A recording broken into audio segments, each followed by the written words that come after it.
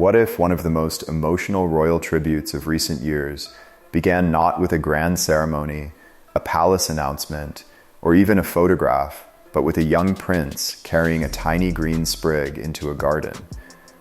According to the story surrounding Prince George, that simple gesture may have reopened a chapter of royal history that had remained remarkably quiet for decades. At the center of it all was Princess Diana, the grandmother George never had the chance to meet, and a flower connected to generations of royal brides. What reportedly followed was deeply emotional.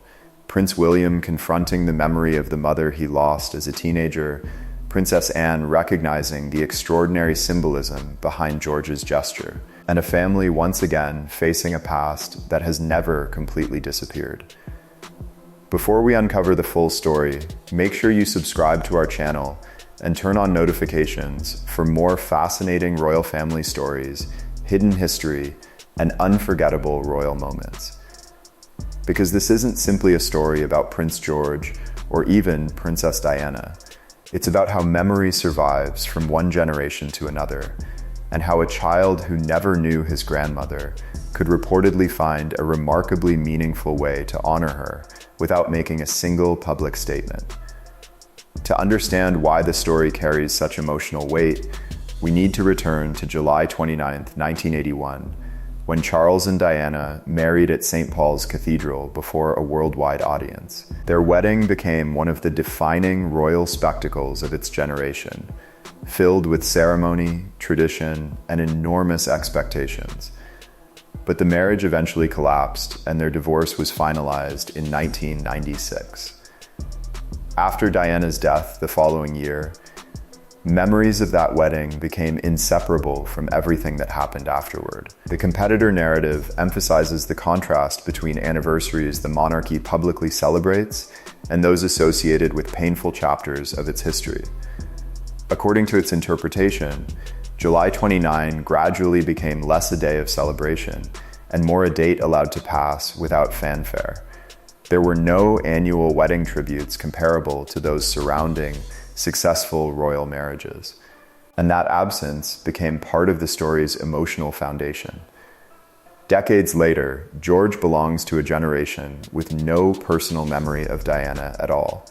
He knows her through photographs, family stories, historical footage, and whatever his father has chosen to share privately.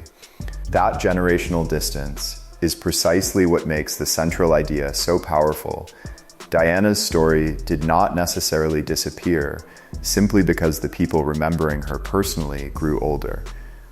And this is where an apparently ordinary plant becomes essential to the narrative. Myrtle has a remarkable place in British royal wedding tradition, stretching back to the 19th century in Queen Victoria's family. Sprigs associated with the Osborne myrtle have appeared in royal bridal bouquets across generations, making the plant a quiet symbol of love, marriage, and continuity.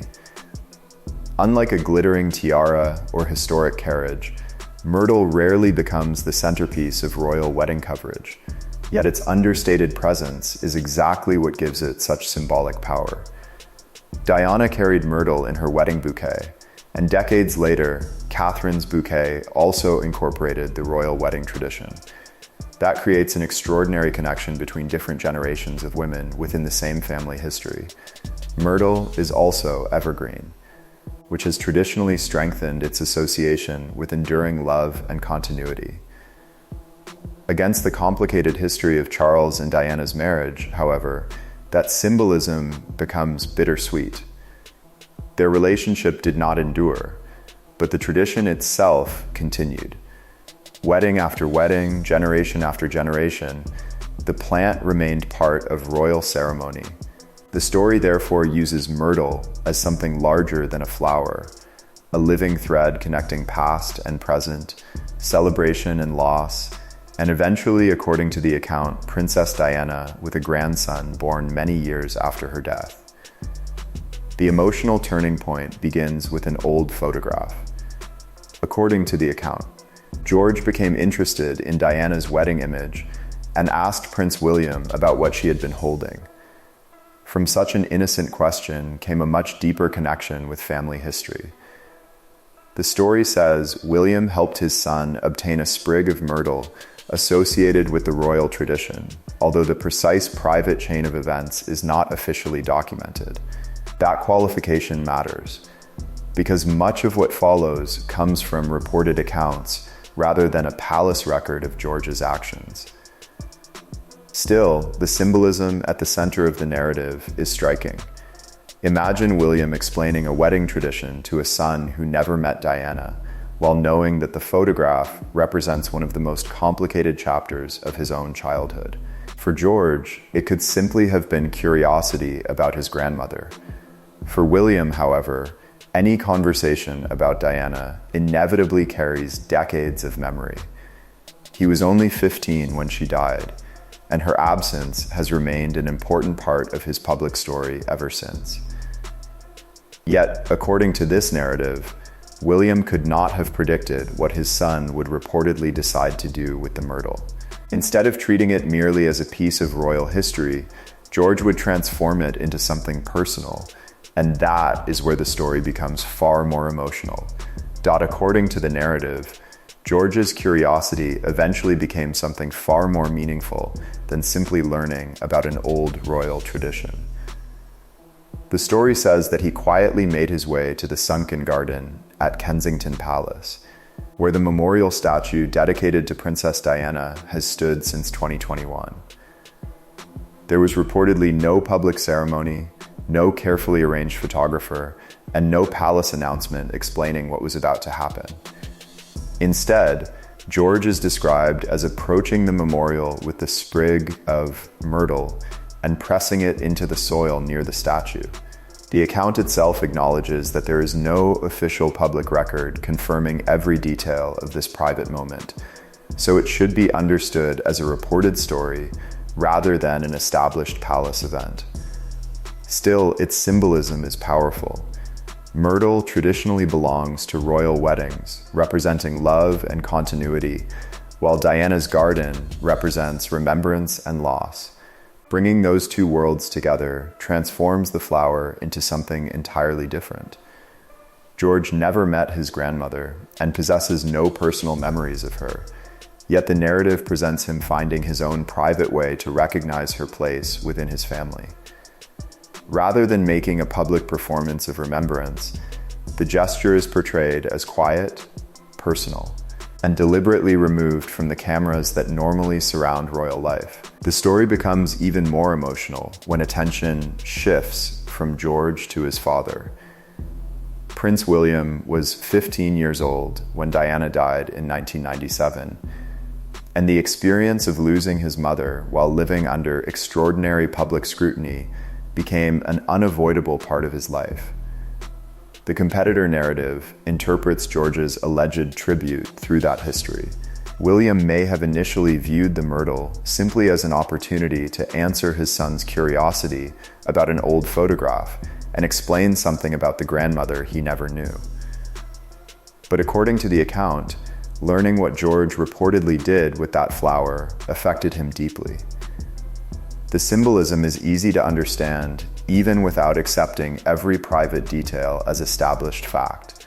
A father who lost his mother as a teenager was now watching his own son reach toward her memory without ever having met her. George's connection could not come from personal recollection. It would have been formed through photographs, stories, history, and the memories passed down by his family. That idea sits at the emotional heart of the narrative. One of the greatest fears surrounding family loss is that eventually the next generation will know the person only as a name. Yet this story suggests something different. Diana's memory may still carry meaning for grandchildren born long after she was gone.